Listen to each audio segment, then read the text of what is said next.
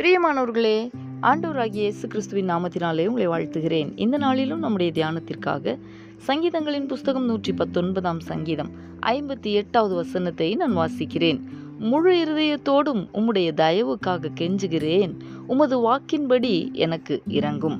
எனக்கு அன்பானவர்களே, நாம் ஆராதிக்கிற நம்முடைய தேவனாகிய கர்த்தர் தயவுள்ளவர், இரக்கமுள்ளவர், கிருபையுள்ளவர். இன்னும் இப்படி சொல்லிக்கொண்டே போகலாம். தேவன் தமக்கு பயப்படுகிறவர்களுக்கு, தம்மை நம்புகிறவர்களுக்கு இரக்கமுள்ளவராய், தம்முடைய தயவை தருகிறவராய் இருக்கிறார். அவருடைய தயவும் இரக்கமும் பெரிதானது. இங்கே தேவனிடத்தில் தயவுக்காக கெஞ்சி ஜெபிக்கிற சங்கீதக்காரனை கவனியுங்கள்.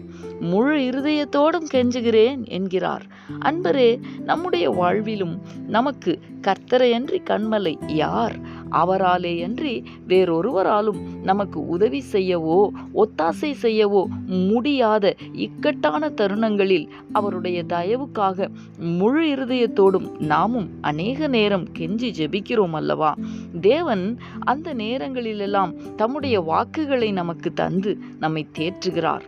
தேவனுடைய வாக்குகள் நிறைவேறுகிறதற்கு தாமதங்கள் ஆகும் பொழுது சோர்ந்து போய் தேவனிடத்திலே இந்த சங்கீதக்காரனை போல மன்றாடும் பொழுது அவர் நம்முடைய கூப்பிடுதலை கேட்டு நமக்கு இறங்குகிறார்.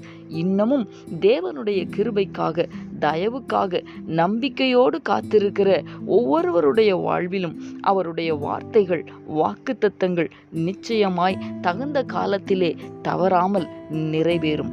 இந்த கர்த்தருடைய வார்த்தைகளை விசுவாசித்து நாம் ஜெபிக்கலாமா?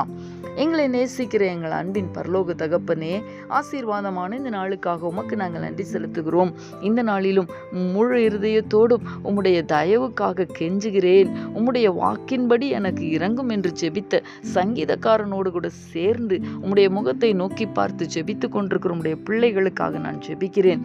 தேவனாகிய கர்த்தர் தம்முடைய பிள்ளைகளுக்கு உம்முடைய தயவை, உம்முடைய கிருபையை வெளிப்பட பண்ண வேண்டுமாய் கெஞ்சுகிறேன். உம்முடைய வார்த்தைகள் உம்முடைய பிள்ளைகளுடைய வாழ்க்கையிலே தீவிரமாய் நிறைவேறுவதாக. தகப்பனே, காலங்கள் மாறினாலும் உம்முடைய வார்த்தை ஒரு நாளும் மாறுவது இல்லை என்பதை கர்த்தர் தம்முடைய பிள்ளைகளுடைய வாழ்க்கையிலே விளங்க பண்ணி உம்முடைய நாமத்தை மகிமைப்படுத்த கெஞ்சுகிறேன். கர்த்தர் அப்படி செய்ய போகிறதற்காக உமக்கு ஸ்தோத்திரம்.